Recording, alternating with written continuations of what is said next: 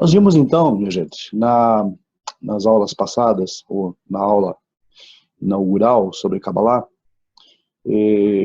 o que de fato é Kabbalah e o que não é. Né? Talvez nós nos tenhamos surpreendido o fato de existirem tantas e tantas versões da Kabbalah. Mas você pode perceber, você pode fazer uma pesquisa por conta própria, e você vai ver quantos e quantos sites e quantos mestres e supostos mestres de Kabbalah vocês encontram. Né? E você vai perceber que 99% desses sites de Kabbalah, desses centros de Kabbalah, cursos de Kabbalah, todos eles se voltam exatamente para aquilo que não é Kabbalah. Né? Envolvendo astrologia, envolvendo prognósticos, envolvendo signos, não que o zodíaco não seja algo de estudo da Kabbalah, mas não da forma como é colocado, muitas vezes. Né? Algo que tem a ver com superstições, com revelações de sonhos, com viagem astral, com esse tipo de coisa que não é, repito, o tema, não é o foco da Kabbalah. Portanto, nós temos que ter todo o cuidado do mundo, ainda será pouco, para que você não possa estar pisando em terreno desconhecido, em terreno ocultista, em terreno de mística barata, certo? E a nossa ideia aqui, nessas aulas, é explanar para vocês o que de fato é e orientá-los, no caso, quanto àquilo que vocês podem estar estudando ou aquilo que vocês não devem estudar. Por quê? Porque há uma parte, por assim dizer, da Kabbalah que não é realmente útil, não é realmente o nosso lado, não é realmente interessante para nós, Bnei Noach. Nós podemos ter uma noção do que é Kabbalah. Tudo aquilo que nós estudarmos aqui será apenas uma breve noção, nós não teremos obviamente um curso de Kabbalah, porque aqui ninguém é um Mekubal, um mestre cabalista, estamos apenas passando informação para vocês, mais nada, certo? Reitero isso, eu estudo sim Kabbalah, mas não quer dizer que eu seja um mestre cabalista, certo? E eu sou, ou melhor, eu tenho pesquisado, eu tenho estudado o tema já há alguns anos. E por essa razão, sempre voltando a Kabbalah para o lado da lógica, da racionalidade, é que eu consigo extrair dela a sua essência. O que eu aprendi com aquelas pessoas que eu estudei, que eram pessoas focadas, voltadas para esse tipo de ensino, o que eu aprendi deles, o que eu captei deles, foi, eu creio, o refino, o melhor que existe na Kabbalah, sem falsa modéstia. Não foi, digamos, uma sorte minha, não foi, digamos, nenhum privilégio, não foi nenhuma, melhor dizendo, não foi nenhum mérito meu, né? Mas o fato é que as pessoas que me passaram a informação me passaram de forma concisa, de forma precisa, de forma coerente e de forma a retirar todo aquele véu de misticismo barato que existe por aí, certo? E essa é a informação que eu quero passar para vocês. Bom, nós temos que primeiramente entender o seguinte, que a Kabbalah é a chamada antiga sabedoria, ou a chamada antiga e nobre tradição, e ela deve ser estudada, gente, de uma forma que ela se abra para vocês, não que se feche. Ou seja, a abordagem é de suma importância, como vocês vão se preparar para encarar o que é Kabbalah, certo? Primeiramente, para que vocês possam compreender o que de fato ela vocês devem estar abertos à racionalidade, vocês devem estar abertos ao aprofundamento, à compreensão de imagens abstratas, a compreensão de ideias que não são deste mundo. E quando eu falo ideias que não são deste mundo, estou falando ideias que não pertencem a esta realidade física. Nós vimos na primeira aula inaugural sobre o tema, que Nenhum livro, nenhuma obra cabalística deve ser tratada de forma literal. Absolutamente nenhuma. Nenhuma letra do Zohar deve ser entendida, por exemplo, como algo literal. As histórias que o Zohar traz, vocês devem já abordá-las com a ideia em mente de que aquilo não é literal. Certo? Por quê? Porque o Zohar traz temáticas, como todos já sabem, sobre anjos, sobre traz a temática de Lilith, por exemplo,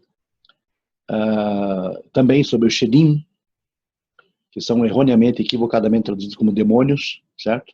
Então, todas essas ideias estão presentes sim no Zohar e em todas as temáticas, em todos os livros que abordam a Kabbalah, né? Aborda também a questão das Sefirot, que são as esferas ou os níveis de percepção, níveis de realidade, as dimensões, e essas esferas que são governadas por anjos, esses mundos que são governados por anjos, alguns deles com aparência tenebrosa, outros com aparência bondosa, né? Essas ideias, essas imagens de anjos governando as esferas, os mundos que permeiam a criação, essas ideias não devem ser tomadas de forma literal. Portanto, todo cuidado é pouco quando você aborda esse tipo de temática, né? E é assim que nós devemos então penetrar nos mistérios da Kabbalah, nos segredos dela, de forma a entender a sua linguagem. Bom, esta forma de estudar, de pensar e de sentir, né, bastante diferente da concepção que nós tínhamos no passado, é algo que se exige da pessoa, né, para que ela possa, então, ter habilidade com o tema. Muito bem. Como nós sabemos, há muita informação sobre Kabbalah, mas, na verdade, pouca coisa realmente de fato é. Né? A própria Kabbalah, ela é chamada de sabedoria oculta. E a sabedoria oculta, ela é assim determinada por 3 razões. Ela foi primeiramente escondida, ocultada, de propósito, pelos próprios mestres da Kabbalah, ou Mekubalim. Ela começa lá, digamos, há 4.000 anos com Abraham, por volta do século 20 antes da Era Comum, e desde aquela era, por cerca de 2.000 anos, até a destruição do segundo Beit HaMikdash, ela não era oculta, como vocês já souberam. Ou seja, era ensinada, amplamente discutida, debatida, etc. Mas depois ela passou a ser ocultada novamente, devido à destruição do templo e à expulsão dos judeus pelo mundo. Por volta do século XVI, ela volta novamente em cena e é orientada pelos mestres a que se ensinem os povos, inclusive os povos, acerca dos seus temas. Bom, a questão prática é que todas as obras da Kabbalah foram compostas naquilo que nós chamamos de linguagem dos ramos. Vejam vocês, o que é uma linguagem dos ramos? A linguagem dos ramos é aquela na qual os autores usam imagens e coisas deste mundo, desta nossa realidade, objetos do nosso convívio, temas do nosso convívio, como, por exemplo, um copo, um livro, uma mesa, uma família, viagens, guerras, e todas essas coisas, né, para transmitir ideias mais profundas. Essas ideias você pode encontrar nos livros de Moisés, nos 5 livros de Moisés, chamado de Torá. Na Torá, nós encontramos, por exemplo, a ideia da descida dos filhos de Jacob para o Egito, da sua convivência na sociedade egípcia e o seu retorno à Terra Prometida. E antes do retorno à Terra Prometida, nós vimos uma peregrinação de 40 anos pelo deserto. Então essa ideia de descer ao Egito, de viver ali, essa ideia de subir do Egito, marchando para a Terra Prometida, passando pelo deserto, a ideia dos patriarcas, o que eles fizeram, a sua vida, a sua existência, os seus atos, as suas palavras, os objetos com os quais eles interagiram, o templo, o Beit HaMikdash, a Mishkan, no deserto, talvez até mesmo o jumento que Abraão usa para levar, digamos, a lenha para Moriá. Todas essas ideias do nosso dia a dia, do nosso convívio, que são imagens, ideias que nós compreendemos, isso chama-se, pela abordagem cabalística, linguagem dos ramos. Mas, na verdade, nós já falamos aqui, e é bom repetir, nenhuma obra cabalística faz referência exata, primária, às coisas desse mundo. Não faz referência alguma a nada, nada que seja desta realidade. A referência, na verdade, tem a ver com as forças acima, as forças superiores, que criam e sustentam as coisas desse mundo.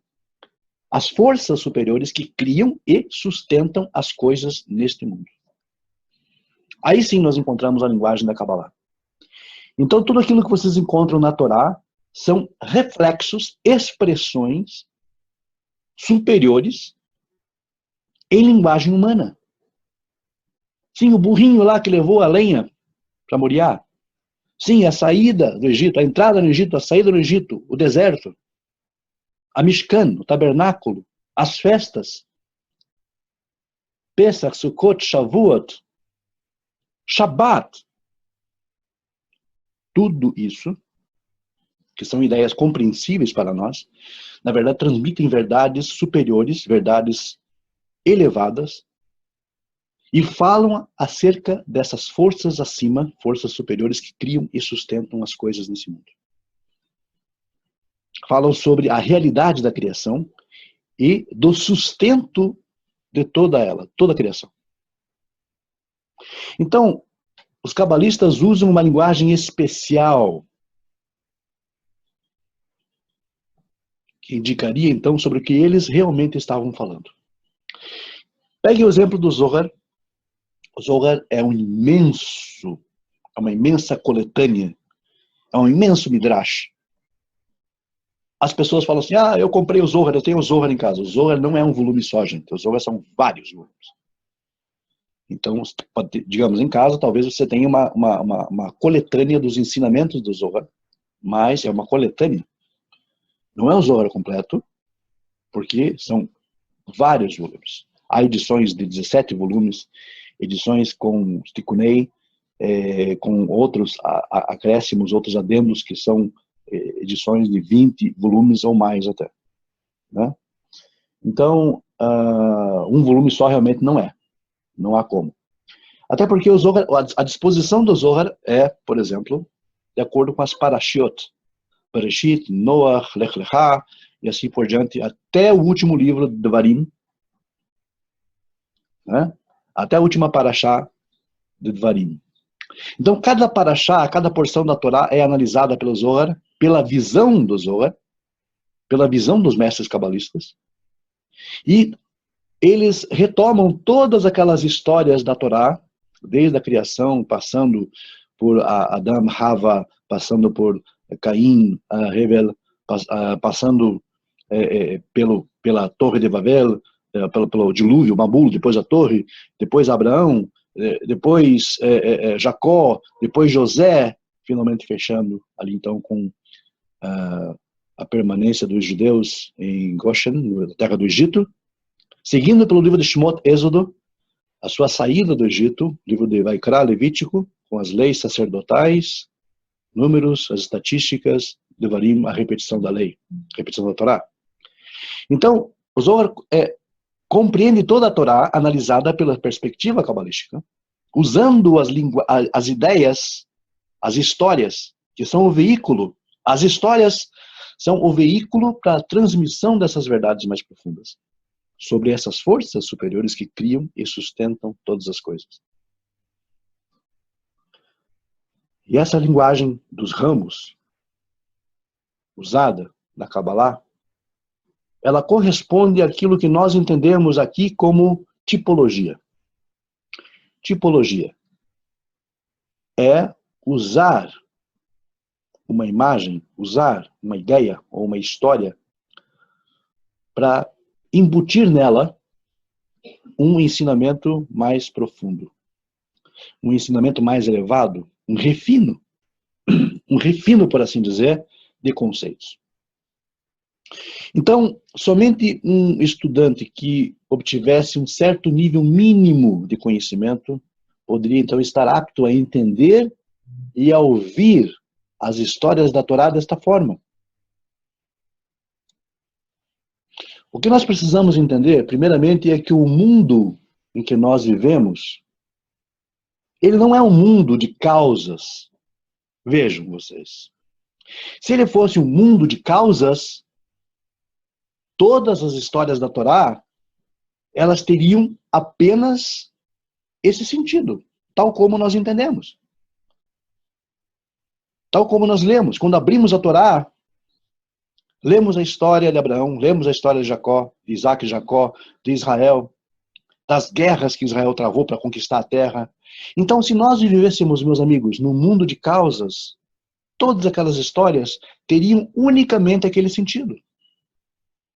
Teriam única e somente aquele sentido.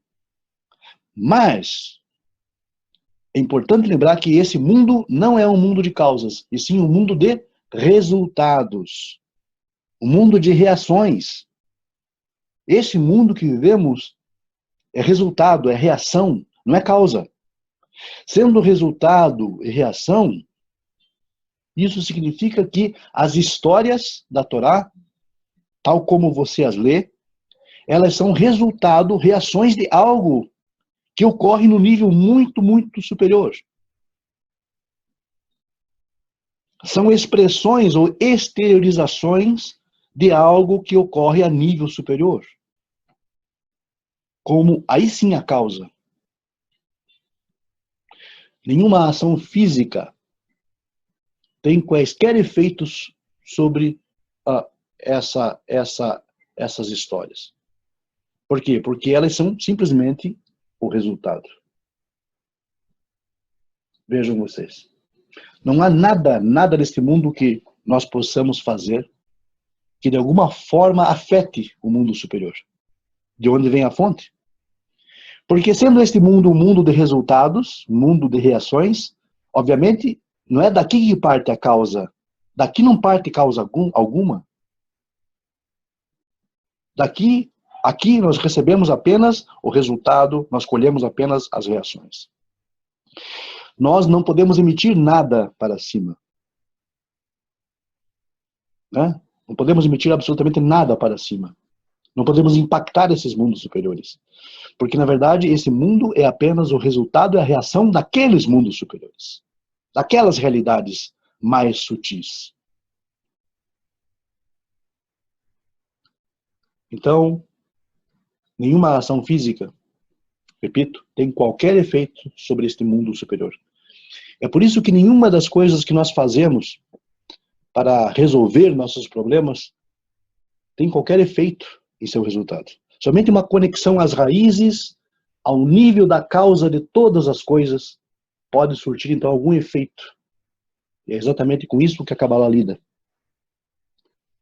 Ou seja, ao estudarmos o que a Kabbalah pretende nos transmitir, nos ensinar, nós estamos tentando uma reconexão com as raízes, com o nível da causa.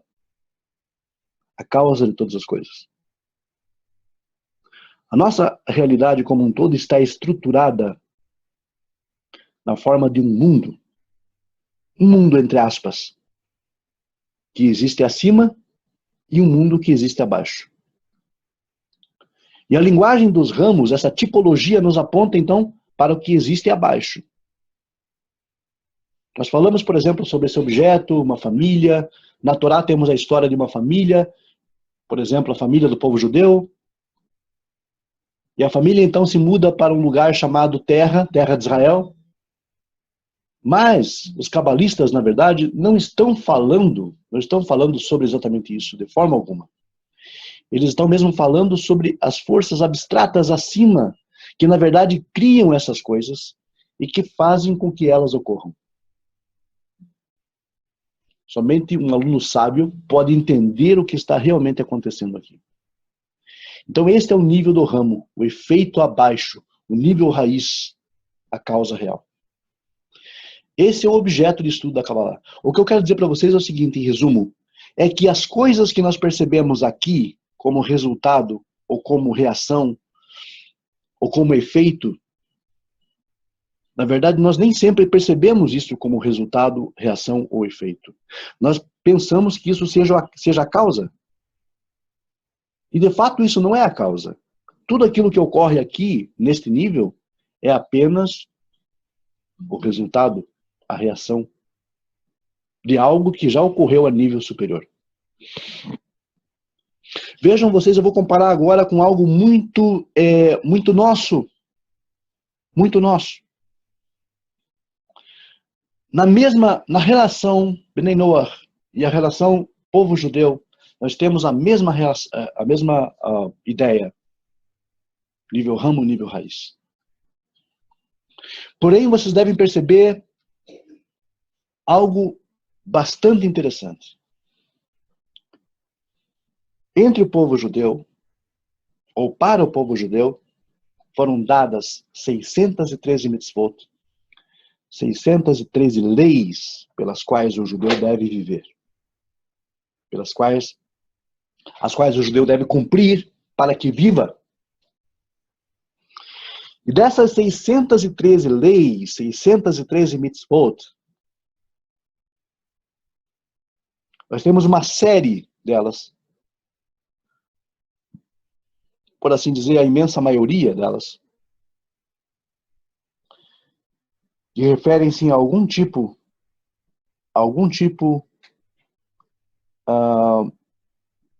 de cerimônia, de rito, de liturgia. E essa liturgia, essa cerimônia, esse serviço, essa avodá, ela carrega consigo um grande número de tipos, grande número de simbologia, uma linguagem cifrada. Por que, por exemplo, celebrar Pesach? Por que a ideia de passar o sangue sobre os umbrais da porta, lá na primeira Pesach? De sacrificar o Corban de Pesach? Por que a ideia em Sukkot de fazer tendas, de fazer armações, habitações temporárias? Por que Shavuot representa a entrega da Torá e ao mesmo tempo tem a ver com a colheita? Essas ideias, essa tipologia que nos é oferecida pela Torá, demonstra um nível de linguagem que reflete mundos superiores, realidades, níveis de percepção superiores. Não estou falando em planetas. Quando eu falo mundo, por favor, não me entendam errado. Eu não estou falando em universos paralelos, não estou falando em coisas físicas, não estou falando em planetas, em constelações, algo do tipo. Mundo, na linguagem da Kabbalah, significa percepção de realidade, nível de compreensão de realidade, de outras realidades. O que a Torá quer nos transmitir, o que ela quer nos passar quando ela traz Shabbat para o judeu, ela traz Shavuot, Sukkot, Pesach? Qual é a linguagem dos ramos que temos aqui? Isso, pela visão cabalística, significa nada mais, nada menos do que um nível de perspectiva que transcende o físico e que faz com que o homem perceba que o todo da Torá está voltado para ele. Ou seja, a Torá, ela é antropocêntrica. A Kabbalah é antropocêntrica. Ela é voltada para o homem. Para que o homem, aquilo que o homem faz aqui nessa terra, para aquilo que ele deixa de fazer. Então, toda a linguagem da Torá é voltada para o homem. E Shabbat, Shavuot, Sukkot, tudo isso, todas essas cerimônias, essas celebrações, elas estão intrinsecamente ligadas com a preocupação de refinar a natureza humana, de refinar o homem, de refinar a nossa visão do mundo, de refinar a nossa relação com as pessoas, a relação com a criação, a nossa relação com o todo, com o um. Todas essas festas, essas cerimônias, liturgias, elas têm uma causa primária. Essa causa primária, esse nível raiz, seria o refino da nossa natureza, a elevação do nosso ser, voltando à temática, inclusive, das Korbanot. O nível raiz, então, se encontra em mundos superiores, em perspectivas superiores, as quais nós, de repente, agora estamos começando a entender, a compreender, que o motivo, ou, por assim dizer, a raiz que causa essas festas aqui embaixo, neste nível de realidade, neste mundo físico, Shabbat, Pesach, Sukkot, Shavuot, tem a ver com essa ideia do refino, da necessidade que existe no homem de exteriorizar esse refino. Esse refino é o nível raiz. É o desejo de Deus, é o desejo do Criador. O desejo do Criador está no nível raiz. O nível ramo reflete-se aqui nas festas. E para nós, Bnei Noach, o que nos resta se nós não temos o nível ramo? O nível ramo está, digamos, por assim dizer, a linguagem dos ramos, para nós está nas mãos dos judeus, nas mãos de Israel. E nós contemplando as festas judaicas, contemplando o Shabat, contemplando as Hagim, as múltiplas Hagim do povo judeu, e os Minhagim, os costumes, as tradições, porque nós percebemos isso? Nós percebemos a lição. Isso então seria a didática divina? A didática divina, a forma pedagógica pela qual Deus conduz as nações a uma compreensão da realidade superior, do nível raiz. E nós observando então os judeus nas suas múltiplas celebrações, honrando o povo judeu por ser, digamos por assim dizer, o nosso guia, o nosso mestre aqui neste mundo, através dessas múltiplas imagens das suas festas, das suas cerimônias,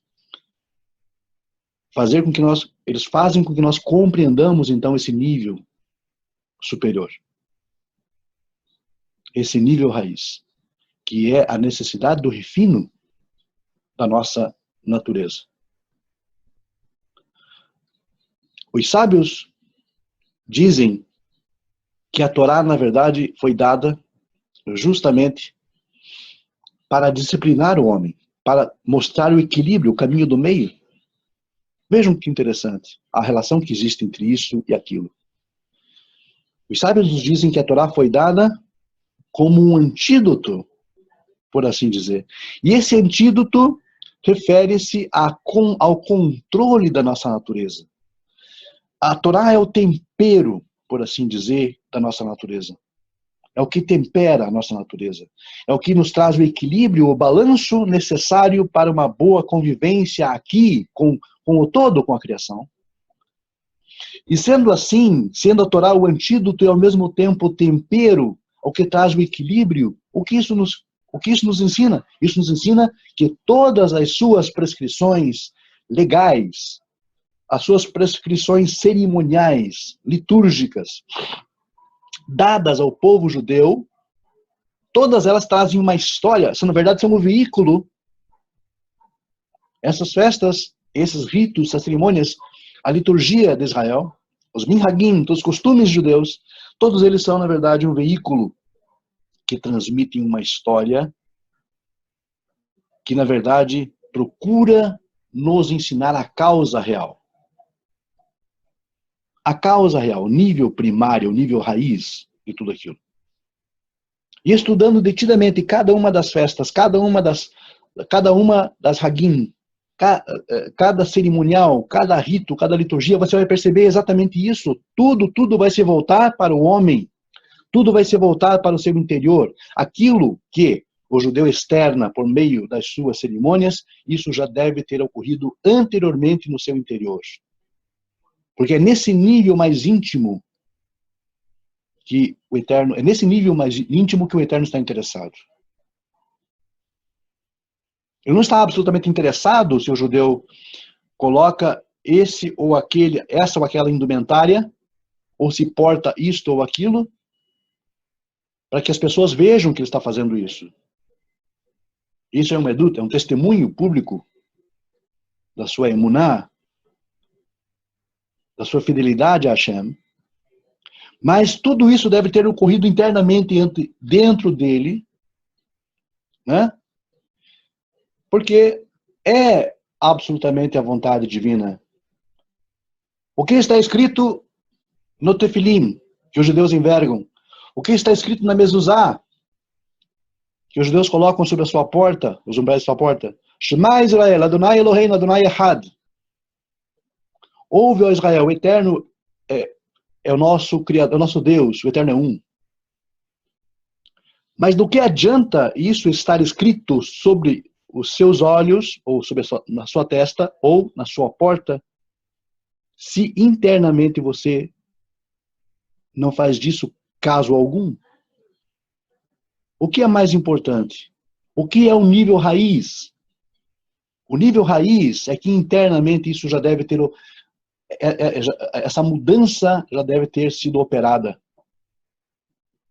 O nível externo é apenas a didática divina, para que as nações olhem, observem, contemplem e entendam a linguagem dos ramos, pela qual Israel é responsável a trazer a este mundo e a ensinar as nações. Assim,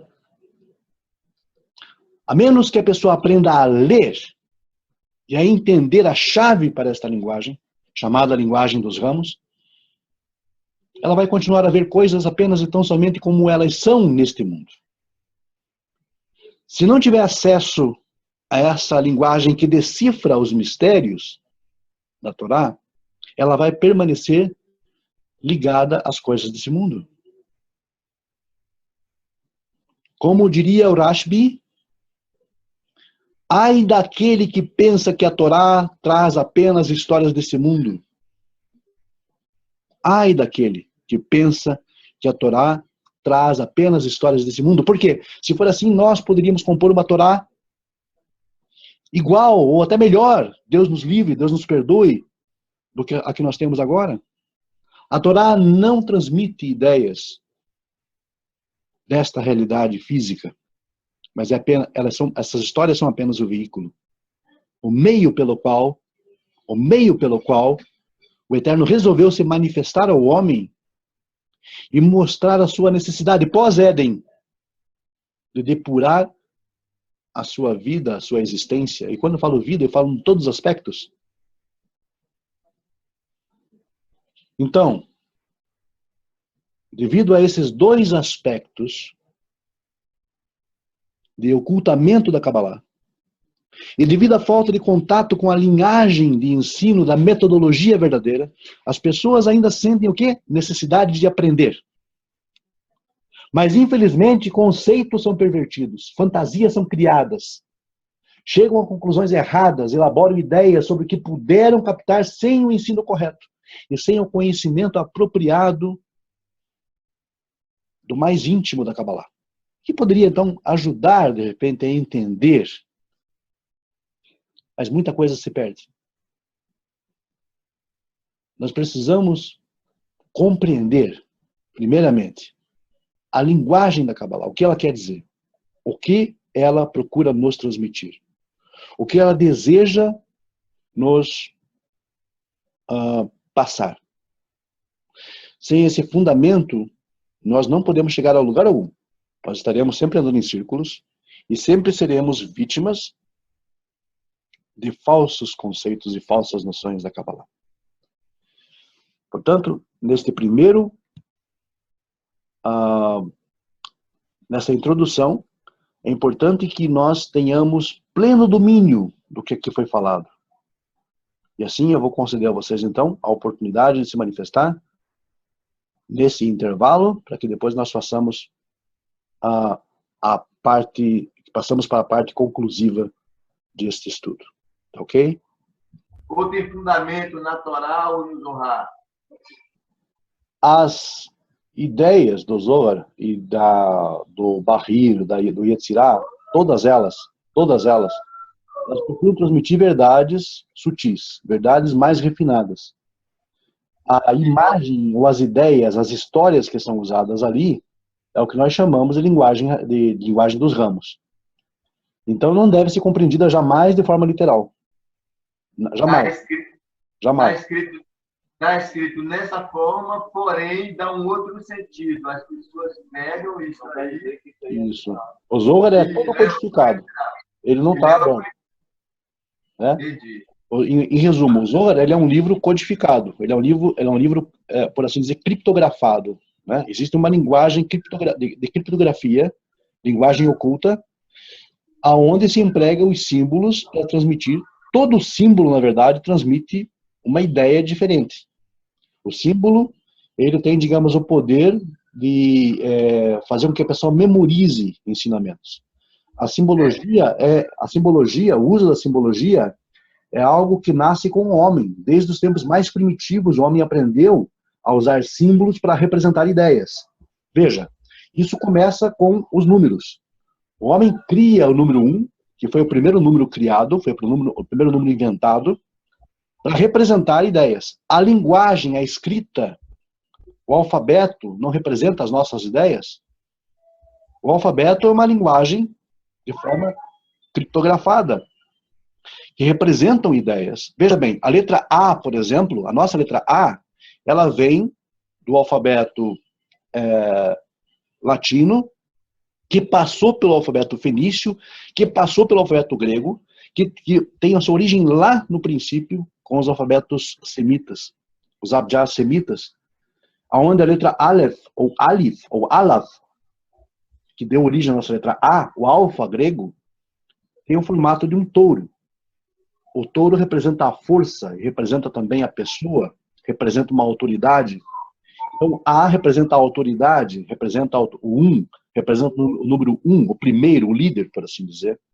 A força. Ou seja, a letra A, se você for estudar, a simples letra A, se você for estudar, ela tem uma mensagem cifrada. A letra B, igualmente, a letra C, igualmente, e assim por diante. Porque isso é a chamada tipologia, é o tipo, é a linguagem do tipo. A ideia que ele transmite, o símbolo, tem o poder de fazer com que a pessoa memorize ensinamentos ou ideias. Só que ele não significa exatamente aquilo. A mensagem por trás dele, a mensagem subjacente a isso, é o que importa, é o que interessa. Né? Para nós, o A passou a simplesmente ser um som, mais nada. Mas se nós estudarmos a história da letra A, nós perceberemos mensagens codificadas ali, através do seu formato, através da sua evolução, da evolução da forma da letra A até chegar até nós, até chegar a nós. Então, a mesma coisa no Zohar. O Zohar traz lições profundas, digamos, colocadas numa ideia, numa linguagem simbólica, que nos passa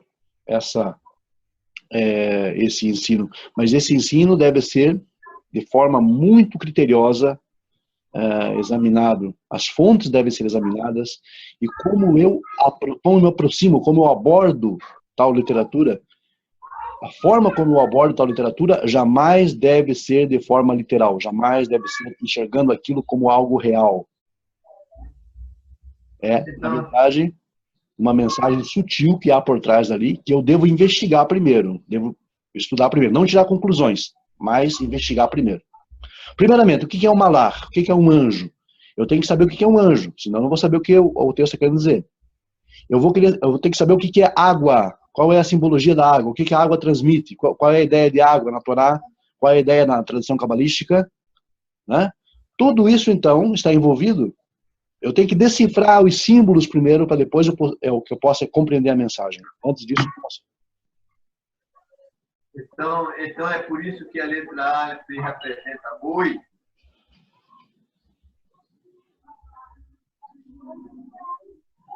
Alô? É por isso que a letra A representa boi, porque tem também um significado. Sim, ela tem um sentido. Tudo, absolutamente tudo, tem que ter um sentido. Todo símbolo tem um sentido. Todo pictograma tem um sentido. Né? Então, Todo conceito metafísico tem digamos, uma ideia aqui, certo? Uma ideia a ser transmitida. Então, a Torá fala muito de água, a Torá fala muito de águas amargas, águas doces, a Torá fala muito de morte, a morte como símbolo do exílio. A morte nós já sabemos que é o símbolo do exílio, né? A água, o que seria água? O que seria o jardim? O que seria a árvore? O que seria o conhecimento? O que seria o bem, o mal? O que seria a vida? O que é a árvore da vida de acordo com a Torá? A própria Torá. Então, até mesmo no texto aberto do Gênesis, do Bereshit, nós encontramos essa simbologia, essa linguagem dos ramos, essa tipologia. Nós devemos, então, decifrar primeiramente a sua simbologia para depois, então, juntarmos a ideia dos símbolos e termos a mensagem. Fora isso, sem isso, fica inviável. Então, sendo assim, nada mais, nada menos, no princípio eles começaram a fazer adoração ao ápice, né, o boi, por essa linhagem aí, por essa mal interpretação de saber que tem esse princípio, né? E traduziram errado, entenderam errado, e tinham uma outra cultura que vinha da Suméria, e mais ou menos por aí eles passaram a fazer esses cultos, né? Sim. Não, a idolatria em si, na verdade, ela em si mesma já é uma má compreensão da mensagem divina, né? No todo, verdade. Certo? Daí fundaram as religiões baseado nisso aí, né? Exato. A idolatria começa com Caim. A idolatria começa com Caim e ele, devido a uma má interpretação, devido a uma exasperação, ele agiu de forma exacerbada, o zelo exacerbado, e acabou criando a idolatria, a Avodazará, né? Só que Caim nós sabemos também que é justamente uma representação, uma ideia, uma tipologia do quê? Yetzer Hará, inclinação para o mal. Então, o próprio Caim, na verdade, é uma simbologia. O próprio Abel é uma simbologia. O próprio Adão, Hava, é uma simbologia. Árvore, jardim, Éden, tudo isso transmite. Até mesmo, não tanto pelo óbvio. Abraão também, ele passa a ser uma imagem tipológica. Jacó, Israel, tudo, absolutamente tudo na Torá está na linguagem dos ramos. Então, cabe a nós decifrarmos essa linguagem. Esse é o nosso desafio, né? Ok? Eu acho que agora é o Mário. Mário?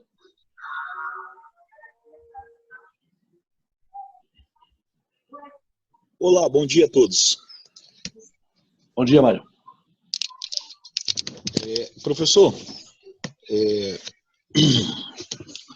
deixa eu ver como é que eu posso me expressar aqui. Nós começamos a aula e o senhor disse o seguinte, ele disse que nada que possamos fazer, as nossas ações, eu acredito, elas não afetam o mundo superior, né? Que o nosso mundo é um mundo de resultados, de efeitos, né? A gente está falando que esse nosso mundo de resultados, esse nosso mundo de efeitos, no sentido restrito, ou seja, no sentido físico, ou no sentido amplo, ou seja, tanto no sentido físico como no espiritual, porque esse nosso mundo, pelo menos para o ser racional, ele é tanto físico como espiritual. Acredito que o pensamento é uma prova da existência desse mundo espiritual para o homem, né? E aí, a questão é, esses resultados, esses efeitos, eles podem ser bênçãos ou podem ser maldições. E aí está a diferença da vida das pessoas aqui, da forma como sentem e como vivem a vida. Mas, então, a questão como que eu posso dizer? Digamos que em mim haja uma fonte egoísta em pleno vapor, né? De repente, ou seja, isso é interno, né? Mas de repente alguém vem, uma terceira pessoa, e faz um ato de bondade, uma ação de bondade, né, comigo, que de modo que essa ação de bondade ela tende a diminuir essa fonte egoísta em mim. Ou seja, desse modo eu vejo uma ação que está acontecendo aqui, que ela tá mudando esse meu mundo interior, né? E eu não sei se esse meu mundo interior seria um mundo superior, né? Essa a grande questão, ou seja, ações que eu posso, por exemplo, exercer, que muda a vida de alguém, né? Tanto para o melhor como para o pior, né? E aí foi essa a questão que eu fiquei pensando aqui, ou seja, que as nossas ações não mudam absolutamente nada. E eu fiquei nessa dúvida. Uma outra questão que eu gostaria que o senhor explicasse para a gente é qual é o real significado quando o senhor fala a palavra forças criadoras, ou seja, forças no plural. Eu acho que eu fui bastante complicado aqui na explanação, mas eu não sei se eu conseguiu compreender a mensagem que eu estou querendo passar. A segunda, Mário, paradoxalmente foi mais fácil para mim. A primeira eu não... Deixa eu tentar aqui ver se eu compreendi o teu raciocínio. A questão, eu vou tentar repetir, a questão é que eu não concordei tanto com o fato de que as nossas ações não mudam absolutamente nada, ou seja, nada pode mudar o mundo superior. Porque é o seguinte, do mundo superior que vem o quê? Bênção ou que vem maldição, né? Mas essa bênção e essa maldição não são ações que nós tomamos, né, anteriormente a elas? Tá, vou tentar ver se eu compreendi, então. O que acontece é o seguinte, todo tipo de boa ação, todo tipo de... Você usou o exemplo de alguém que, digamos, impactou você por um ato de bondade. Sim. E aí, no caso, como esse mundo é um mundo de resultados, um mundo não de causas, mas sim de efeitos, o teu questionamento é, como que essa pessoa pode ter impactado você com um ato de bondade, se esse mundo é de resultados? Né? Eu vejo nesse ato uma causa. Isso, exato. Então, esse ato, na verdade, é uma causa limitada ao nosso âmbito físico, perceptível aqui. Porém, essa pessoa, na verdade, essa pessoa que usou de bondade com você, ela talvez tenha percebido essa realidade, e até aquele momento você não tinha percebido ainda. Ou seja, ela está mais conectada com a causa raiz, né? Então ela transmite aqui para baixo, por assim dizer, essa causa. Mas ainda assim, digamos, o impacto que vai ter em você será um efeito, né? Não seria uma causa, seria um efeito. Exato. E nela mesma, por exemplo, seria um resultado de uma percepção mais refinada. Porque ela mudou a condição dela, porque ela não foi sempre assim, de repente, mas ela mudou a condição dela porque ela percebeu essa necessidade de refino. E percebendo essa necessidade de refino, ela impacta o mundo com o bem. Então, veja, não é algo que aconteceu de baixo para cima, é o que ocorre de cima para baixo. Essa pessoa foi primeiramente impactada por esta realidade e ela percebeu antes que você, somente isso. Para ela também, essa mudança foi um resultado. Essa mudança de atitude também foi um resultado, porque ela não nasceu assim. Ela não sempre se percebeu desta forma. Né? Certo. Houve um momento na história dela que ela mudou. Né? Que ela alcançou seu curso. Tá falhando. Ok? Desculpa, professor. Aí eu iria num ponto mais profundo, que o senhor também não tem a obrigação de saber. Claro. Qual o mérito dele ter tido essa percepção? Houve algum mérito ou não? Talvez o mérito da busca, Mário, ou digamos, da forma como nós estamos aqui colocando. Há pessoas, como Abraão, por exemplo, vamos colocar o exemplo de Abraão, né? Certo. E ele mudou. Abraão, tanto é que ele é chamado de hebreu, por quê? Porque o que significa a ideia de hebreu? O hebreu é aquele que passa de um lado para o outro. Veja, hebreu não é uma nacionalidade. Gente, hebreu, na Torá, para nós, aparentemente é uma nacionalidade. Mas o sentido mais refinado de hebreu é aquele que passa de um lado para o outro. Mas de que lado Abraão estava? Abraão estava do lado de Ur dos caldeus e passou para a terra de Canaã. Ok, literalmente. Por isso ele é o hebreu. Mas lá em Ur dos caldeus, Ur Kasdim, ele estava como? Na condição de idólatra. Na condição de ligado à idolatria. Ele passa para o lado de cá, se torna monoteísta. Ele acorda para essa realidade. Quer dizer, o mérito dele é ter buscado. A tradição diz que ele buscou na criação a realidade de Deus. E ele foi impactado. Isso é o resultado. E o resultado ele transmite aqui embaixo. Ou seja, ele inundou o mundo com Hesed. Ele inundou o mundo com misericórdia, com bondade. Porque Abraão é a representação de Hesed na terra. Hesed é o atributo divino da misericórdia, da bondade. E ele inundou o mundo com isso. Por isso, em você serão abençoadas todas as famílias da terra. Então, o mérito, na verdade, não é que Abraão seja superior a nós, a qualquer um outro. É o fato da busca, da percepção dessa necessidade que o homem tem de Deus, da necessidade que o homem tem do Criador. Né? O mérito dele talvez esteja aí, mas não que ele seja superior a alguém. É o fato que ele percebeu isso no momento em que o mundo jazia em trevas de ignorância em relação ao Criador.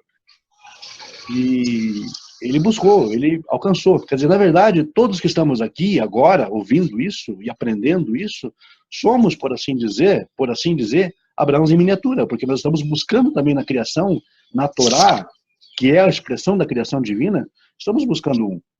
Então nós estamos captando essa causa primária e tentando impactar o mundo aqui através das nossas ações, que são os resultados. E o mérito talvez estivesse justamente aí, nessa busca que todos aqui estão fazendo. Mas ao despertar de uma consciência da necessidade do um, certo? Porque se nós não tivermos esse despertar, porque tem pessoas que não ligam para isso, tem N pessoas no mundo, na verdade se dizem religiosas, não estão nem aí para essas coisas. Elas não estão nem aí para a questão do explorar esse mais refinado teor da espiritualidade. Eles querem religiões. Eles querem religião, querem rito, querem cerimônia, querem dar pulinhos, querem falar dessa forma, daquela outra forma, querem ouvir um bom sermão, por exemplo, um belo sermão, mas não estão nem aí com o refino da sua própria existência. Não estão interessados em captar esta causa primária e transmiti-la aqui para baixo no sentido de resultados.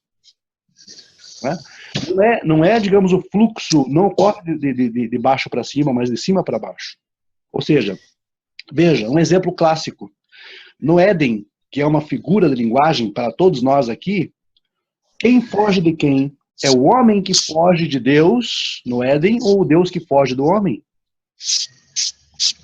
É o homem que foge de Deus quando ele se percebe nu. Ou seja, na verdade, Deus veio ao encontro do homem. Ele procura pelo homem no Éden e o homem se esconde dele. Ou seja, a causa está sempre fluindo, a causa maior está sempre fluindo, buscando. E o homem sempre fugindo. O mérito está em você fazer o caminho contrário, ir de encontro a ele. O caminho contrário ao que Adão fez, se escondendo entre as árvores do jardim, que é a reação humana normal, natural da culpa. E uma culpa que, na verdade, por assim dizer, é algo que o homem mesmo cria. As religiões criam isso no homem, né? Mas não precisamos disso. A causa primária, a fonte primária, ela vem ao nosso encontro, mas nós estamos sempre fugindo dela. O mérito, então, está, na minha opinião, em retornar a esta fonte. Não fazer o caminho de Adão, mas fazer o caminho de Abraão. Esse é o mérito. Agora, condições idênticas para os dois, porém, um foge, outro vai atrás, outro corre atrás, busca e encontra. Ou seja, a causa sempre está procurando nos impactar. Nós estamos querendo sempre fugir dela.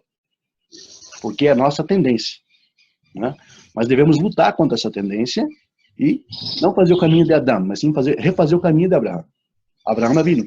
Não é à toa que os judeus chamam de Abraão Avinu, mas não é a ideia de simplesmente ser o pai físico de Israel, do Yashar El, daquele que vai direto para Deus, porque Abraão é pai de todos, na verdade, fisicamente, sim, dos judeus, mas é pai de todos aqueles que vão direto para Deus. Yashar El é Israel, é a mesma coisa. Correto, professor. Entendi perfeitamente. O interessante é que essa busca para a gente aqui, e acredito que para o próprio Abraão, ela surge de uma rebeldia, né? Ela surge de um incontentamento, de uma transgressão, porque a gente, todos nós que estamos aqui, de alguma maneira fomos rebeldes à nossa própria cultura, aquilo que foi ensinado desde pequeno, a busca, a não satisfação com aquilo. De repente a gente chega aqui por meio dessa transgressão que ofende muitas vezes a própria família, os amigos, em geral. Perfeitamente. Perfeito. Um exemplo muito, muito pontual que você colocou, Mário, porque hoje em dia a gente se preocupa muito com isso, e parece que Abraão não se preocupa muito com isso, né?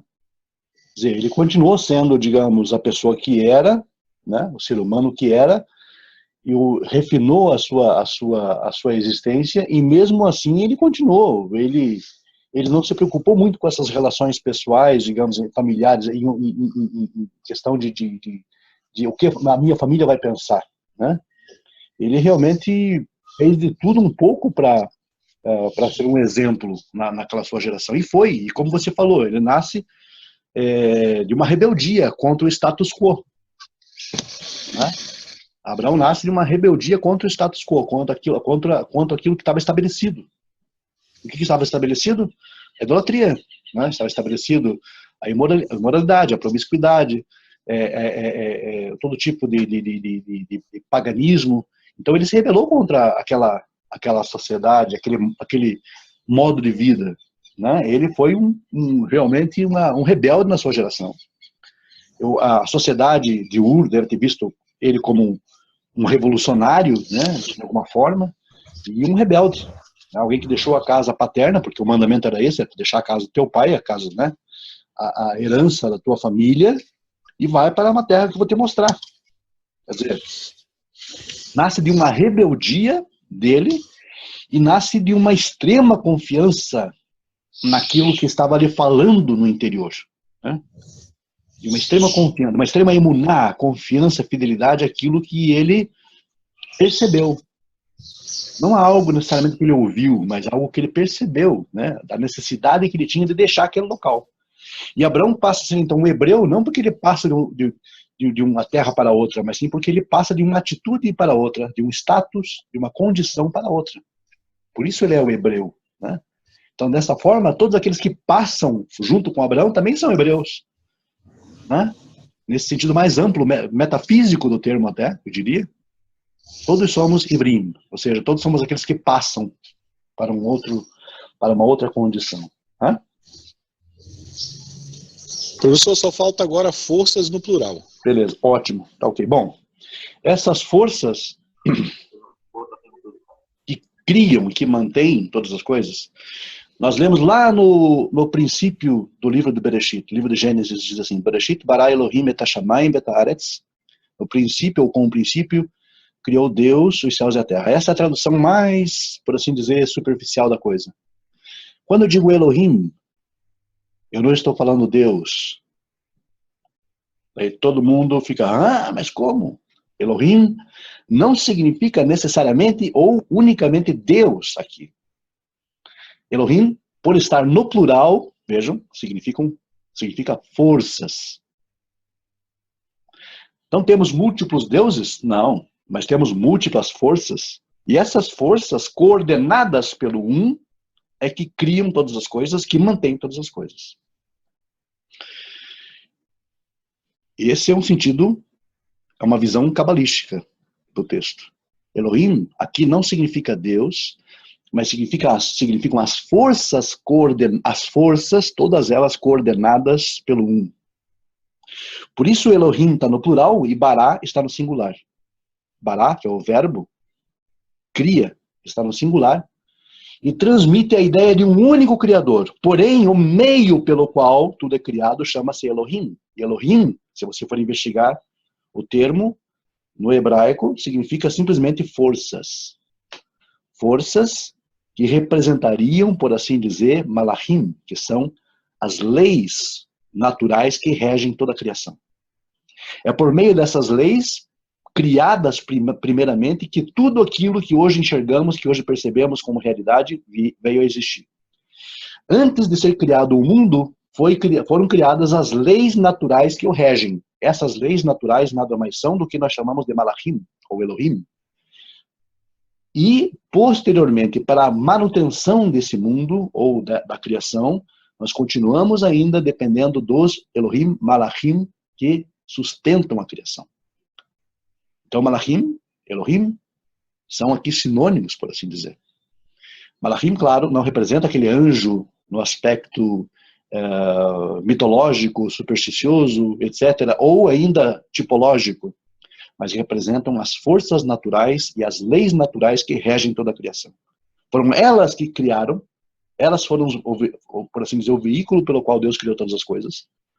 A energia primária, a fonte primária, coordenando todas as forças abaixo, Elohim, é que criou todas as coisas. E que mantém todas as coisas também. Compreendido, professor. Muito obrigado. Quem vai? Ô, João. Eu acho que agora tem alguém na vez aqui. Só um minutinho, Zé. Quem vai falar agora? Nelson? A Letícia. Letícia. Isso. Eu queria saber, na verdade, umas 4 perguntas, eu acho. 4 perguntas? É rápido. O Celso queria saber mais ou menos o que significa, basicamente, a obra da carruagem pela Kabbalah. E eu gostaria de saber, assim, pegando o que o Mário falou sobre causa e efeito, essas coisas assim, eu queria saber, assim, Deus, eu particularmente não acredito que Deus intervém na vida do ser humano a todo instante, né? Não sei dizer, é achismo, né? Mas porque assim, nós vemos várias coisas, né? Então, eu acho que Deus não intervém todo o tempo ali na vida do ser humano. Então, podemos dizer, por exemplo, assim, nessa questão de bênçãos, quando a gente faz, né, na vida física, bênçãos, maldição, essas coisas assim. Podemos dizer que as bênçãos, se Deus não interviria todo o tempo na vida do ser humano, poderia ser boa sorte? Existe isso de boa sorte, por exemplo? E o azar, né? E deixa eu ver a próxima pergunta. Eu queria saber, assim, se você mesmo, se você estuda a Kabbalah ainda com os seus rabinos e tal, ou se você já estudou e tem, por exemplo, não, assim, se você tem um fim, por exemplo, você estudou a Kabbalah e tem um fim daquilo que você estudou, entendeu?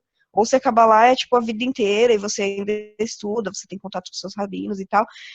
E a última pergunta, para estudar a Kabbalah juntamente com a, claro, né? Mas como seria feito esses estudos, assim? Qual seria os documentos necessários para fazer um estudo de verdade, assim, de tudo, sabe? Como começar isso? É isso. Tudo bem, é isso? É isso por enquanto. Bom, revisando a primeira pergunta, que eu até me esqueci da primeira. Vamos ver. A primeira pergunta é a Maassem Merkavah, né? A obra da carruagem, isso? Isso, o Celso queria saber basicamente mais ou menos o que seria isso. Tá, ok. Bom, a obra da carruagem, Maassem Merkavah, é um termo usado entre os cabalistas para transmitir a ideia, por exemplo, daquilo que ocorreu com o profeta Ezequiel. A visão do profeta Ezequiel, no capítulo 1 do seu livro, que fala justamente da carruagem divina, da Merkavah, que é o carro-trono divino, da visão de Ezequiel, né? Vocês devem se lembrar do texto lá, onde Ezequiel estava às margens do rio Kivar, o rio Quebar, por assim dizer, está lá no nosso texto, em Babilônia, e ele vê ele tem aquela visão do carro-trono da Merkavah. E aquela visão impactou muito a mente dos judeus medievais, e eles, por assim dizer, desejavam reproduzir, vejam vocês, reproduzir aquela visão, de alguma forma, atingir aquele estado espiritual elevado de contemplar a carruagem divina, né, a Merkavah. Claro que quando eu falo contemplar a carruagem divina, eu estou falando aqui em linguagem cifrada. Eu não estou falando que as pessoas iam ver realmente uma carruagem com Deus, digamos, de alguma forma em cima dela, não é nada disso. Mas, enfim, a Maassem Merkavah é uma tentativa de reprodução daquela visão e da percepção e da compreensão daquilo tudo. Por quê? Aquilo ali não é algo fácil de se compreender a nível pshat, a nível real, na verdade. Você não consegue tirar muita lição daquilo a nível pshat, né, a nível literal.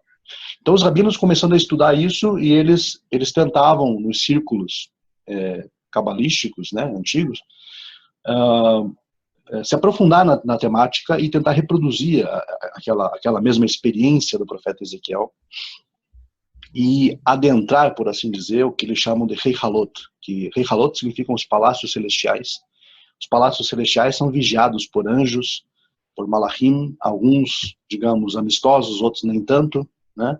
Adentrar esses palácios, digamos, Heihalot, são os palácios celestiais governados pelos malachim, até atingir o Santo dos Santos, que é o local onde a divina presença está, cercada, digamos, de Hayot Kodesh, que são os animais sagrados, as bestas, os animais sagrados, as feras sagradas, junto ao trono divino. Era, digamos, por assim dizer, a grande intenção dos rabinos que derivaram o ensino de Maassem Merkavah, a obra da carruagem. É uma tentativa, digamos, de experiência mística exaltada, êxtase profético, por assim dizer, atingir êxtase profético a esse nível, certo? Então, em resumo, Celso, é mais ou menos isso. É claro que isso aí é apenas um resumo, não podemos tirar conclusões em cima disso, porque para que possamos tirar conclusão, temos que nos aprofundar na temática, e não é o objetivo agora dessa aula, mas em resumo é isso o que era a Maassem Merkavah, tá ok?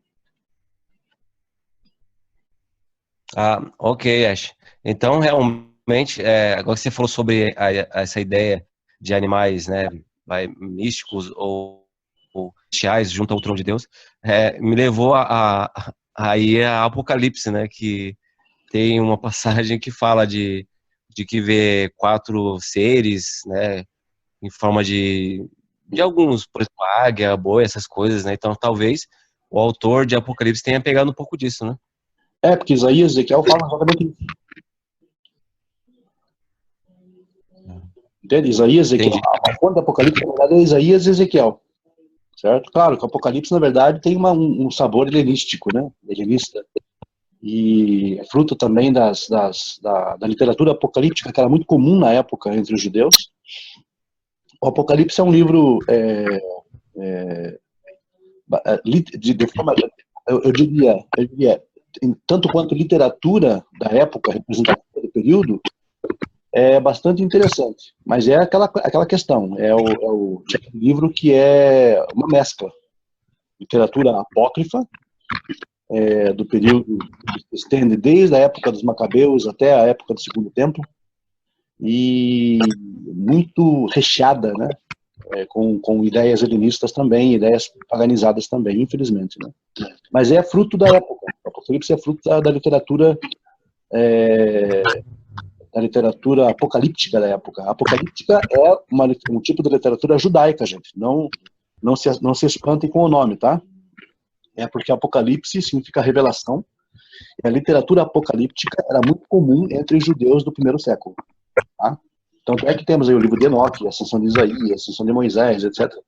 São obras de cunho, obras que foram, digamos por assim, autoradas por judeus, mas judeus helenistas. Tá? Então é isso, Celso. Beleza, obrigado, João. Uhum. A segunda pergunta, por favor, que eu me esqueci. Letícia. Nossa narradora oficial das perguntas. Eu me esqueci. Na verdade, eu queria saber, assim, se podemos dizer que existe boa sorte ou azar.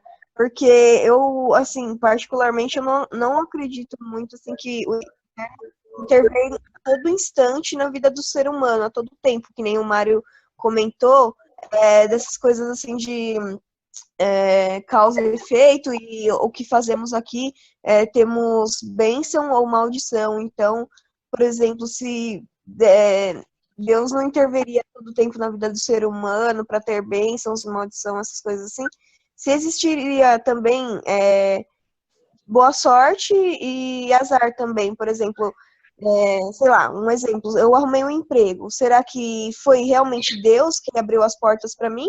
Ou eu tive uma boa sorte de conseguir o emprego? Por que outras pessoas no emprego e eu consegui? Seria uma boa sorte? Eu poderia falar dessa forma? Entendeu? Ou realmente o ser humano intervém na vida dos humanos a todo tempo. E, tipo, o Deus, ele... Celso, você tá me confundindo. Deus, a todo tempo, entendeu? Na vida do ser humano. Então, por exemplo, uma criança que tem uma séria doença, Deus não intervém ali, deixa acontecer. Entendeu? Mais ou menos o que eu quis dizer? Entendi perfeitamente. Essa pergunta é uma pergunta que acompanha a humanidade há muito tempo, né? Então, vamos tentar enxergar aí pelo parâmetro da Kabbalah. Isso. Bom, assim, existe. Eu pediria só que vocês fechassem, gente, o microfone agora. Tá dando interferência aqui. Tá ok. Fechei. Ótimo. Então, o que acontece, Letícia e Celso, é o seguinte, e demais também, amigos, existe a Kabbalah, por exemplo, entre aspas, aí, que fala de boa sorte, de um bom mazal, de um mazal ruim, né? Mazal significa, no hebraico moderno, dá a ideia de sorte e tal. Mazal tov, né? Boa sorte, parabéns, né? E um mazal ruim, no caso, também existe essa concepção, que seria o azar, por assim dizer, né? Não precisa bater na madeira 3 vezes aí não, porque, tá? Isso não é prática noética. Mas então, gente, é o seguinte, essa intervenção mesmo, Letícia, na verdade, como você colocou, ela não existe. Não existe a intervenção direta da parte de Deus com relação ao homem. Ou seja, nós sabemos muito bem que a Torá diz muitas vezes, aparenta dizer muitas vezes que parece que Deus intervém, etc. Só que isso é a percepção do homem em relação a Deus. Não se esqueça que a Torá, ela fala a linguagem dos homens. Isso é um lugar comum, até eu diria, no judaísmo, que a Torá fala a linguagem dos homens. Não é Deus falando para os homens, necessariamente, né? Mas é a linguagem dos homens em relação a Deus. Isso desvaloriza a Torá? De forma alguma. A Torá é divina. A Torá, ela é a expressão da divina presença entre os homens, da imagem de Deus em nós. Mas a Torá, tanto quanto o livro, os 5 livros de Moisés, são expressões, digamos, de homens inspirados, mas ainda assim homens. Homens que falaram acerca de Deus e que, na sua percepção, Na sua percepção, Deus estava intervindo de alguma forma, em algum momento ou em vários momentos, né? Porém, nós sabemos que isso, a nível raiz, repito, existe aquela ideia do nível raiz, né, a linguagem dos ramos e o nível raiz. Na linguagem dos ramos, para nós, talvez Deus esteja intervindo na história de Israel, esteja, de certa forma, conduzindo, etc. Mas não é bem assim que se processa, certo? Há uma lei superior, primeiramente, do empenho que Israel demonstra, da emuná que Israel demonstra, da confiança, da fidelidade que Israel demonstra, e tudo isso coopera para um bom final, certo? E esse bom final, nós temos que ter em mente o seguinte, gente, o bom final que nós estamos esperando não é um bom final aqui, necessariamente. Porque, veja, o que é bem e o que é mal, o que é bom e o que é mal. Nós vivemos no mundo de relativismos, né? Nós vivemos, desde o Éden, nós vivemos no mundo relativo. O que é bom e o que é mal. Talvez a nossa percepção de bem esteja um tanto quanto distorcida, a nossa percepção de mal esteja um tanto quanto distorcida. E ela é distorcida porque a nossa tendência é dizer bem, é chamar de bom aquilo que nós simpatizamos. Aquilo que nós não simpatizamos, nós chamamos de mal, de ruim. Então isso é absolutamente relativo. Absolutamente relativo. Nós vivemos no mundo de relatividade, né? Então, vejam, vou colocar um exemplo clássico aqui. Quando Deus tirou Israel do Egito, o faraó já sabia quem era o Deus dos judeus, né? E quando Deus tira Israel do Egito, aquilo foi uma bênção para Israel. Israel chamou Deus de bom. Mas, porém, todavia, contudo, entretanto, Faraó e os seus viram o Deus de Israel como se fosse um demônio, porque estava aniquilando o Egito e aniquilando os seus primogênitos. Então, o que seria bom, o que seria mal pela nossa perspectiva, né? Isso depende muito se aquilo nos agrada, né? Vejam que Israel, em dado momento da sua existência, acaba se pervertendo com a idolatria, e na época de Jeremias, eles estavam cultuando a chamada Rainha dos Céus. E a Rainha dos Céus parecia ser uma divindade muito favorável aos judeus, porque dava pão para eles, eles não tinham fome, não passavam por necessidade, né? Não passavam por necessidade alguma. Então eles diziam que iam continuar oferecendo sacrifícios e ofertas para a Rainha dos Céus, que na verdade era a deusa Astarte, ou Astaroth, porque essa deusa era uma deusa muito legal, muito bacana com eles e estava dando abundância e prosperidade para eles. Veja bem, como a percepção ela pode ser equivocada. A percepção de Israel naquele momento é que a Rainha dos Céus era que era uma deusa bacana, legal e existente, que estava dando pão para eles e prosperidade para o povo. Ou seja, não há aqui, nesta realidade, uma correta percepção. Nós estamos aqui, a nossa visão aqui é distorcida. Sendo uma visão distorcida, sendo uma visão, por assim dizer, velada até certo ponto, nós não temos uma percepção correta da realidade, do que é. Aliás, isso aqui nem realidade é. Isso aqui é 1% da realidade. 99% está lá fora. 99% da realidade está lá fora, ensina a Kabbalah. Isso aqui, na verdade, não é uma realidade tal como nós possamos entendê-la, né? Isso aqui é chamado de sonho de Deus, por assim dizer.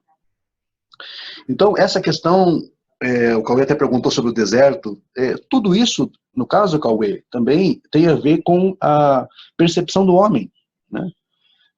Há momentos em que Israel, por assim dizer, prevalece sobre os seus inimigos, há momentos em que Israel sofre derrotas. Se algo estivesse sendo realmente manipulado, Israel não sofreria derrota alguma, mas Israel sofreu pesadas derrotas, mesmo estando em algum momento, por assim dizer, um momento propício, né? Sofreu reveses. Por quê? Porque é assim que acontece, né? Porque nós estamos no mundo, primeiramente, estamos no mundo de relatividade, no mundo cuja concepção de bem e mal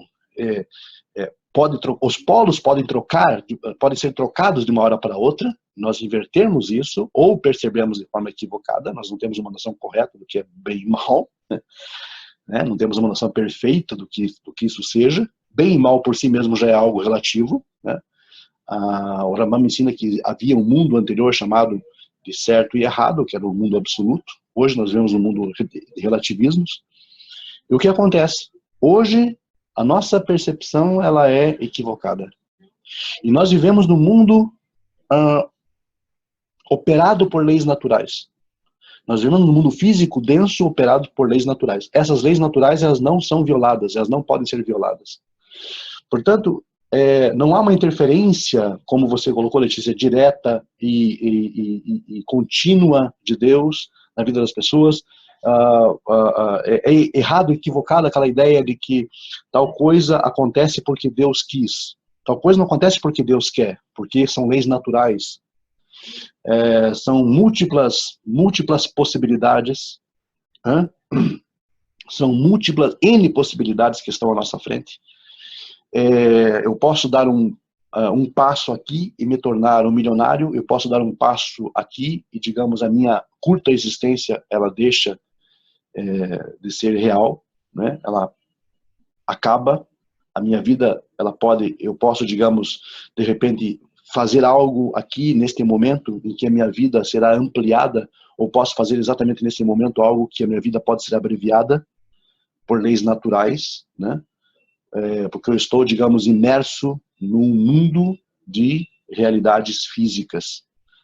E o mundo foi criado desta forma para que o homem possa aprender dele e entender isto. Este mundo, na verdade, eu sempre gosto de falar isso, este mundo, ele é hostil à nossa existência. Nós precisamos desbravar este mundo. Mas Deus criou desta forma, com essa hostilidade, justamente para que nós possamos, primeiramente, dominar isso, aprender disso, evoluir com isso, né? Terremotos, furacões, até a força da gravidade, na verdade, ela é contrária a nós, né? Porque nós queremos voar, né? Etc.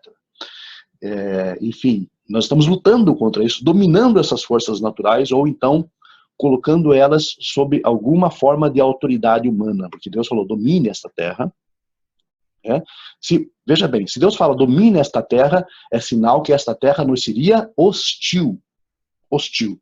Porque se não precisasse dominar a terra e a criação, se ela não fosse hostil a nós, a nossa existência, nós não precisaríamos dominá-la. O que é dominar? Subjugar. Se a Terra fosse, se o planeta fosse, tivesse uma interface amigável, né? Nós não precisaríamos receber o mandamento de dominá-la, de subjugá-la. É claro que estamos aqui lutando contra isso, e Deus falou, olha, é com vocês mesmos. Dominem, sujeitem a criação a vocês. Ou seja, evoluam no conhecimento.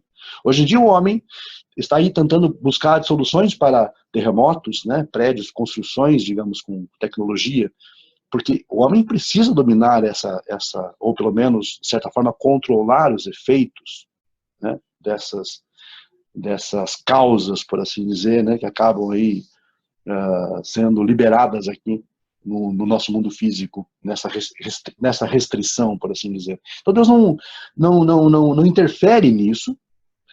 As leis naturais seguem o seu curso natural, não pode ser diferente, porque ele não pode contrariar uma lei que ele mesmo estabeleceu.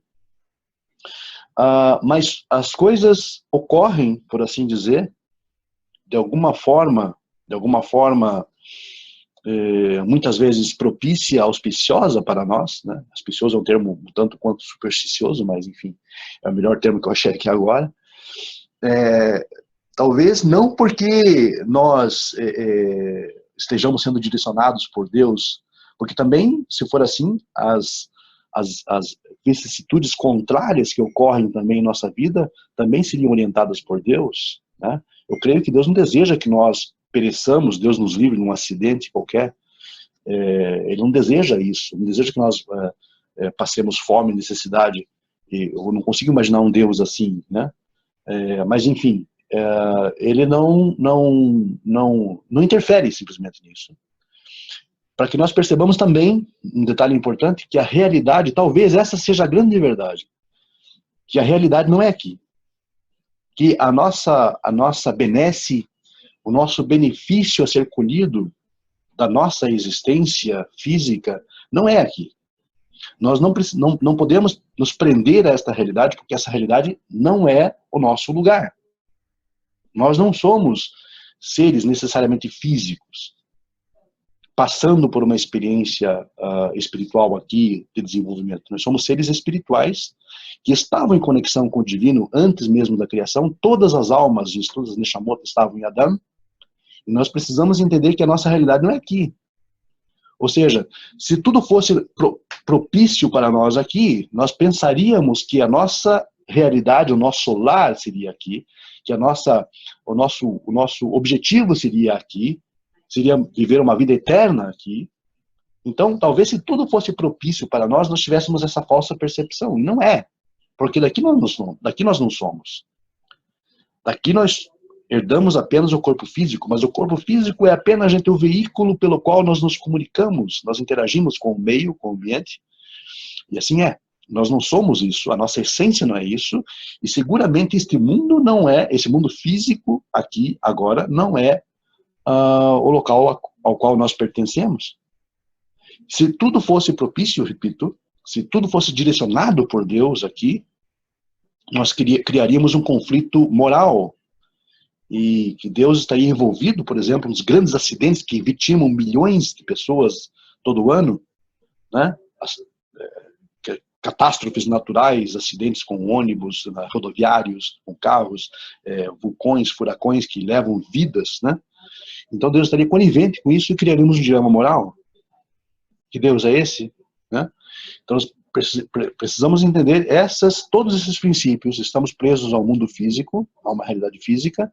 Essa realidade física, ela é regida por leis naturais, invariáveis, leis que não são alteradas de forma alguma, porque são os próprios princípios que, como eu disse agora há pouco, sustentam a criação, eles são imutáveis.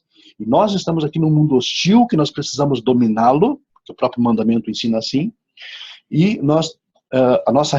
a ideia de bem e mal é uma ideia um tanto distorcida, nós sabemos isso, é o mundo do relativismo agora. Dei um exemplo para vocês aqui agora há pouco. E não há uma interferência direta da pessoa divina nesta realidade, porque ele não quer que nós nos apeguemos a isso e aprendamos quer que aprendamos, na verdade, que o nosso local, entre aspas, não é este mundo físico. Nós estamos aqui, então, apenas passando por esse estágio, por assim dizer, porque assim escolhemos, desde o Éden, e estamos aprendendo aqui a dominar isto, e a dominar também a nós mesmos. Maior é aquele que domina a si mesmo, diz o Pirkei Avot. Esse é o grande, esse é o sábio, esse é o forte, aquele que domina a si mesmo, domina o seu próprio mundo para depois dominar o mundo exterior, né? Acha o equilíbrio, o caminho do meio, para poder retornar à fonte, que é realmente o nosso lar, que é realmente a nossa morada eterna. Não é aqui, exatamente aqui. Não tenhamos esperança de que passaremos uma eternidade no mundo físico, presos ao mundo físico, porque esse mundo físico não vai mudar. As leis físicas não são alteradas, não serão alteradas. Talvez essa seja a maior lição que nós temos aqui, de aprender que nós não pertencemos aqui. Que a nossa realidade mais íntima, que a nossa realidade mais plena é conectada com o Criador. Assim como foi desde o princípio. E isso, aliás, esta já que estamos falando de Kabbalah, esse é um tema, o tema primário da Kabbalah. No princípio havia apenas o Criador e a criatura. Mas a criatura, ela existia num âmbito de realidade, num nível de realidade, nada a ver com esse aqui. Era algo superior, era algo abstrato, era algo que nós não temos hoje conexão, porque nós não conseguimos compreender, nossa mente não consegue entender isso, como isso funcionava, e de onde nós viemos. Mas nós viemos do um, e para o um deveremos retornar. Mas não devemos alimentar falsas esperanças e achar que tudo aqui vai ser propício, ou que tudo aqui também vai ser, digamos, de forma negativa a nós, ou contrária a nós. Vivemos aqui, digamos, nesses dois limites, digamos, de algo que ocorre de bem, algo que ocorre de ruim, e assim é a vida, assim são as experiências da vida, sejam para pobres, ricos, seja para ateus ou religiosos, para todos estão encerrados, estão embaixo desta mesma condição humana, condição de limite físico. Então, nesse ponto, somos todos iguais. E iguais, devemos passar de forma igual por essas mesmas experiências, né? E aprendermos com elas, por meio delas, a refinar o nosso ser, refinar a nossa percepção de mundo, e então, para que assim possamos então obter esse mérito, essas roots, de sermos reintegrados àquela força, àquela unidade que antes nós gozávamos com Deus, com o Criador, antes de tudo ser criado. Posso falar, professor? Ô, João. Oi. Shalom. Agora, eu acho que está na sequência aqui, gente, me ajudem, por favor. Quem vai falar agora? Eu, João, eu. Não, na verdade, quem ia falar era o menino, né? Tem mais pergunta, né, galera? Letícia? Ainda não respondi tudo, né? Não falei tudo. Oeste. Letícia, só um minutinho, Zé. O Zé, quem tá falando? Eu tô falando, Então, quem ia falar é o né? Na verdade. Ou o Cauê, não sei. Mas tá bom, Ash. Depois as outras perguntas, senão vai estender muito. A outra pergunta que eu só queria fazer uma complementação da Letícia aí. Quem, Mário? Porque eu comprei aquele livro, viu, professor? Já chegou aqui para mim. Como é que é o nome? O Essencial da Cabala, né? Comprou lá, né? E aqui na página 41 diz o seguinte, ó. Ele diz assim, ó. Se o olhar de Deus se retirasse por um instante sequer, toda a existência se anularia, né? Uhum. É esse o significado secreto do versículo tu vivificas tudo, ou seja, então há uma interferência direta e contínua do eterno na existência, né? Uhum. Agora, quanto à vida, né, que a vida não é aqui, é compreensível. Mas, por outro lado, professor, a vida é tão boa, né? A vida é boa, né, Mário? Você, olha, amar, comer, plantar, dormir, sentir o sol, isso aqui é tão gostoso. É bom. Tão gostoso. É bom, é bom. Que bom que você pensa assim. Que bom que você pensa minha assim. pergunta é, como é que ele me dá uma coisa tão boa assim e diz, olha, eu tô te dando isso aqui, mas, ó, não te acostuma não, viu? Te acostuma não. Te acostuma não. Mas é assim... Será que o não, depois é muito melhor? Mas que bom que você percebe dessa forma, porque, na verdade, é o seguinte, há por assim dizer, um mandamento, Mário, para nós derivarmos prazer desse mundo, para derivarmos alegria desse mundo. Só que nem sempre é tão simples assim, tão fácil assim. Que bom que você, de certa forma, é abençoado por pensar desse jeito. E eu acho que é assim mesmo que nós devemos encarar essa vida, né? Com essa positividade não é a palavra mais correta no momento, mas é o que me vem aqui no momento agora. Com essa percepção positiva da vida, com essa abordagem positiva da vida, porque o que nos resta? Nos resta exatamente isso. Mas como você falou, isso aqui é tão bom, isso aqui é prazeroso, e nós devemos derivar prazer, o neg, de tudo aquilo que que o Criador nos colocou. Mas a questão também é uma lição de desapego a isso. Desapego a isso. Porque nós precisamos também entender, né, que a realidade não é essa. Há algo de onde nós viemos e que para lá devemos voltar, né, em algum momento. E aí que está a questão. Nós não podemos aprender a isso, esta noção aqui, digamos, de que pensando que isso aqui é essencialmente o real e aquilo que existe. Né? Algo super... A 99% de realidade que nós não conhecemos. Então, mas é isso. Essa é a abordagem coerente da vida, né? Sempre de forma positiva, olhar a vida de frente, encarar a vida de frente e achar que ele vai prazer desse mundo. E essa é a nossa função. Ok. Wesh, fiquei encucada também, porque o Cauê perguntou por que Deus interferiu no Egito. Hoje em dia não teria essa intervenção na vida do ser humano. Deus não interferiu em nada, na verdade. O fato é o seguinte, as leis naturais não são alteradas. Quando a Torá relata Deus fez isso, Deus fez aquilo, isso significa o quê? A percepção do homem, repito, a Torá fala a linguagem do homem. Todas as coisas, digamos, as coisas aconteceram de uma forma propícia a Israel, no deserto, eles chegaram a Israel. Mas você veja, Letícia, gente, por favor, feche o microfone. Feche o microfone, por favor. Exato. Ok. Então, o que acontece, gente? As pessoas, quando escreveram a Torá, o Tanar, etc., a percepção deles é a percepção do homem em relação a Deus. A Torá, repito, fala a linguagem do homem.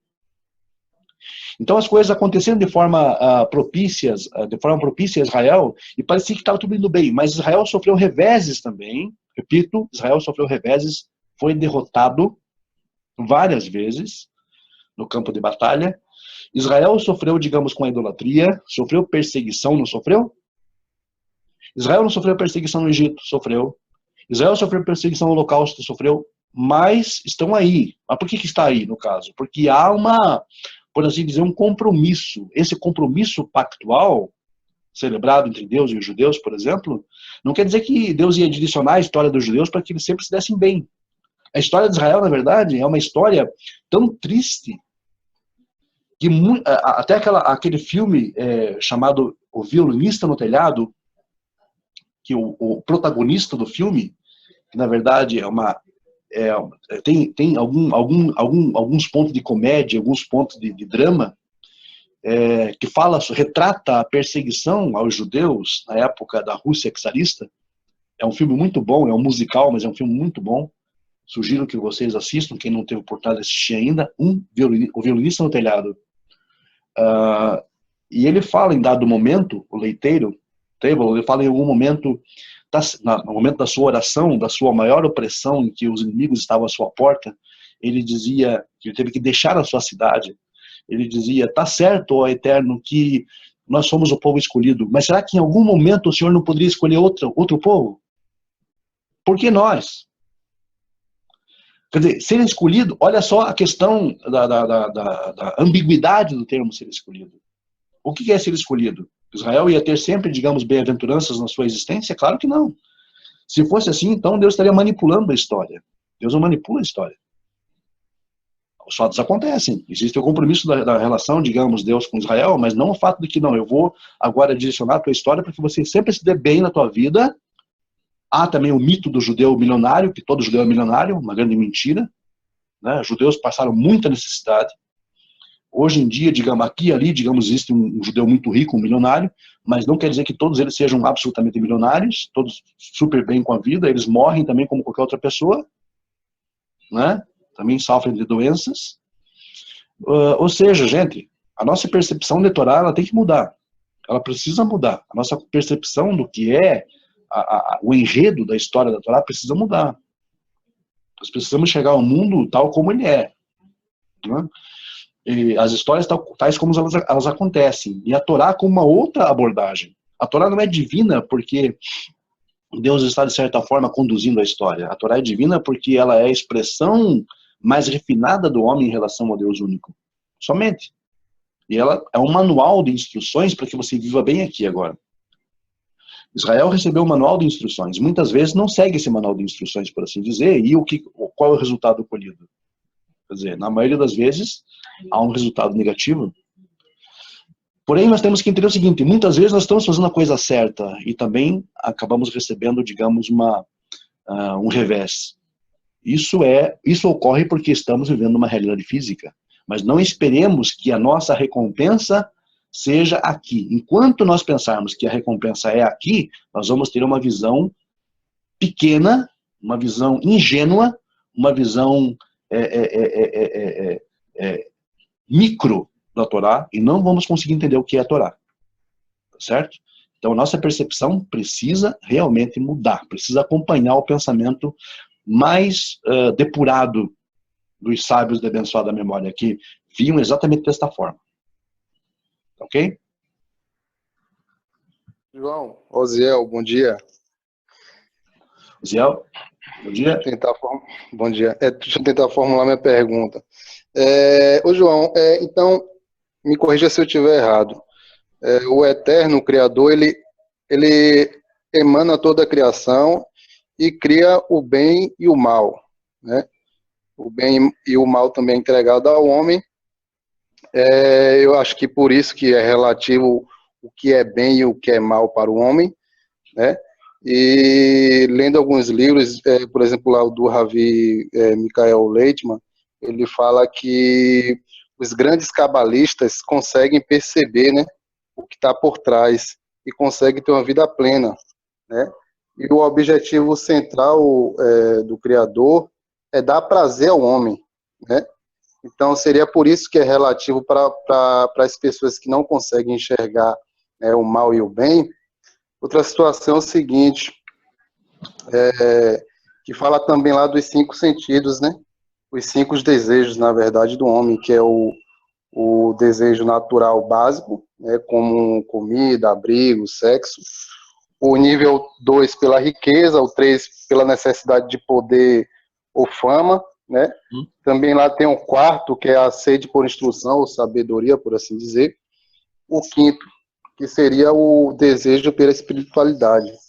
Ele fala que o homem tem que ter esse desejo pelo espiritual, né? Precisa. É aí, através do desejo, que se cria a tela chamada Massá, né? Que você vai aprender a receber do Criador esse prazer doado pelo Criador, você vai aprender a receber para doar para as pessoas.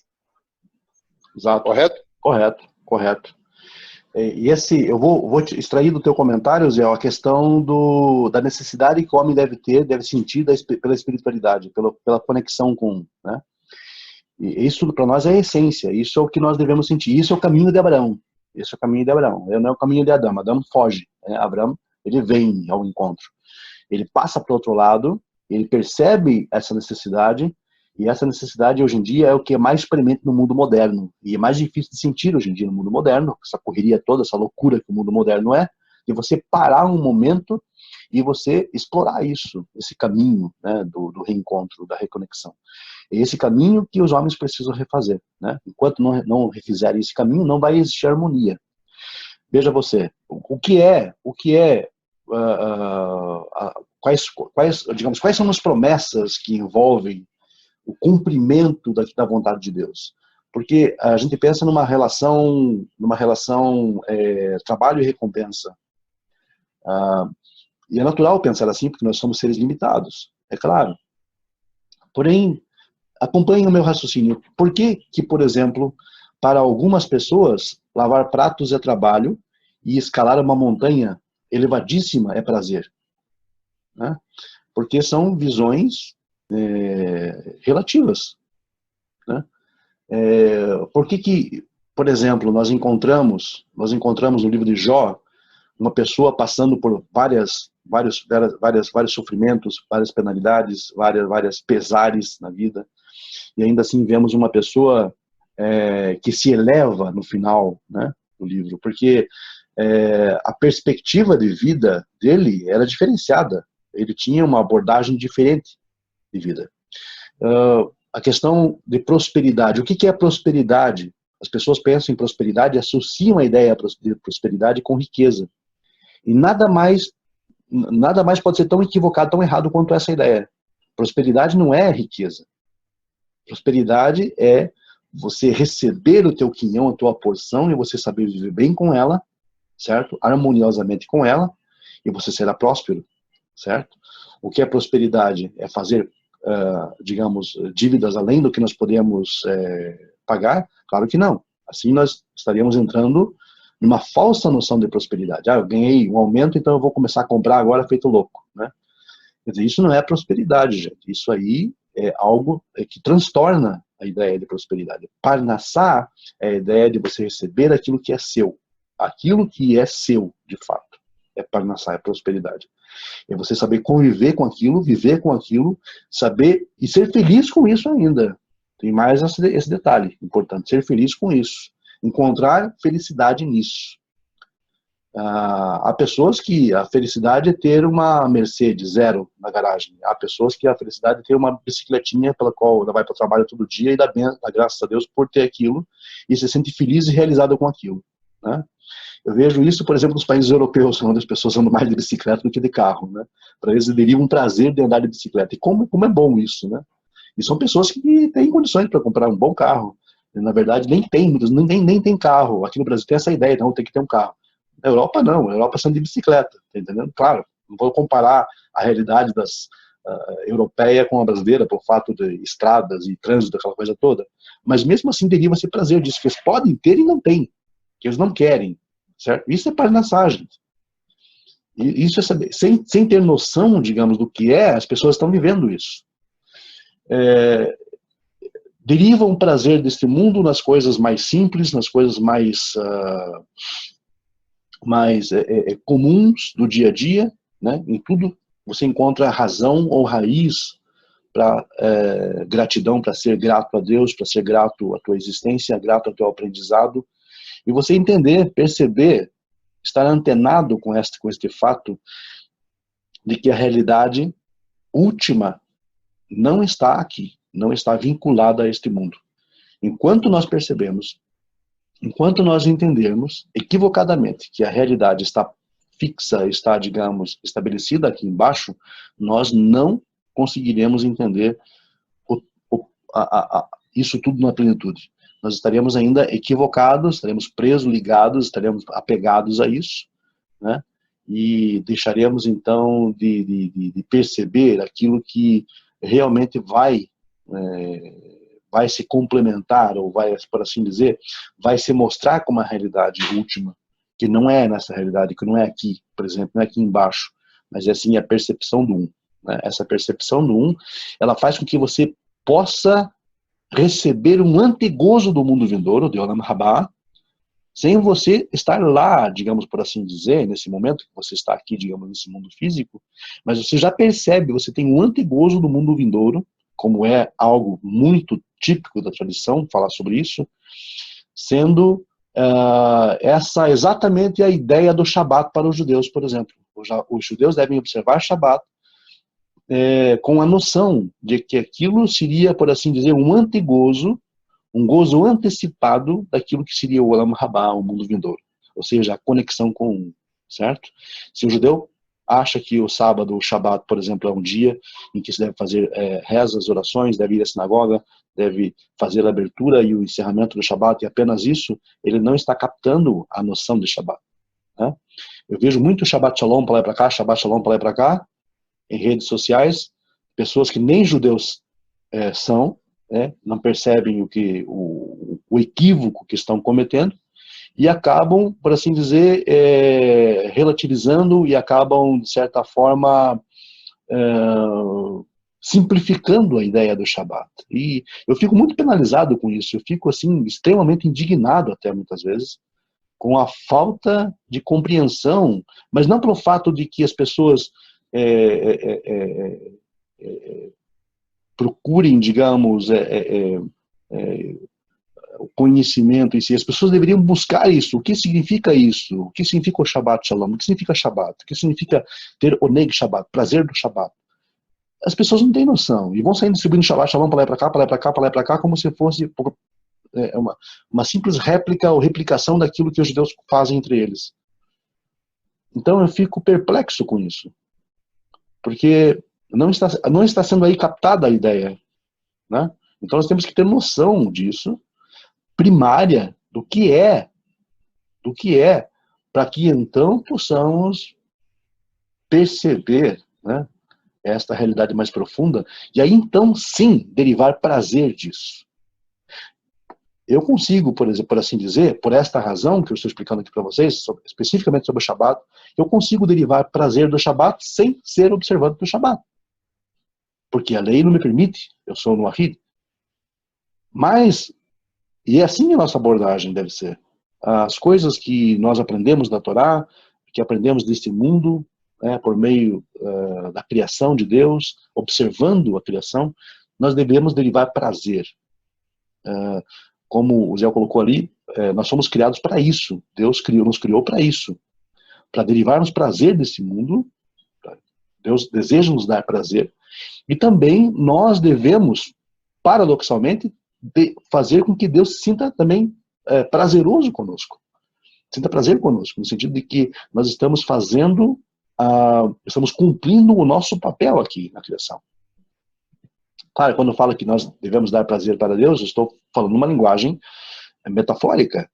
É claro, devemos cumprir com o nosso papel aqui. Devemos fazer jus à imagem de Deus, a Tselem Elohim, em nós. Porque desta forma, assim nós estaremos cumprindo esse papel, estaremos cumprindo a nossa parte, a parte que realmente para a qual nós fomos criados. Essa é a nossa função, esse é o nosso objetivo. Compreendendo isso, as coisas vão se descortinar, né? A marção vai cair, a cortina, a separação vai cair, nós vamos ter acesso a todos esses níveis de realidade superiores. Claro que de acordo com a nossa porção, de acordo com aquilo que nos foi concedido pelo Criador, compreender. Somos seres limitados. Mas nós podemos captar ainda assim tudo isso. Né? Nós conseguimos perceber sim, porque fomos criados para isso, certo? Fomos criados para essa exata função. É isso, gente.